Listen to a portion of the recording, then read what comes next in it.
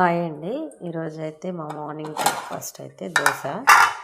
ఈ దోశ బ్యాటర్ అయితే ఇవ్వండి ఎలా ఉంది. మేమైతే దోశలో అయితే నానబెట్టుకునేటప్పుడే కందిపప్పు కొన్ని మెంతులు వేసాము.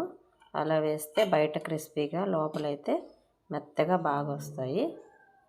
తినడానికి కూడా చాలా బాగుంటాయి, టేస్ట్గా ఉంటాయి.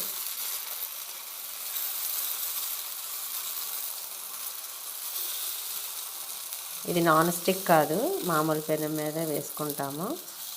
అయినా కూడా చాలా బాగా వస్తాయి దోశలు. నేనైతే 2 దోశలు వేసుకున్నాను, బాగున్నాయి, బాగా వచ్చాయి.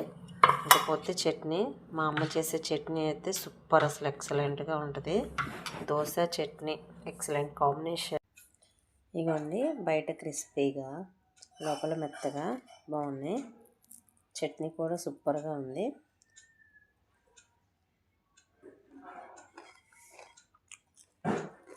ఎక్సలెంట్గా ఉంది చట్నీ, సూపర్. ఈ చలికాలంలో వేడివేడిగా దోశ చట్నీ సూపర్ కాంబినేషన్.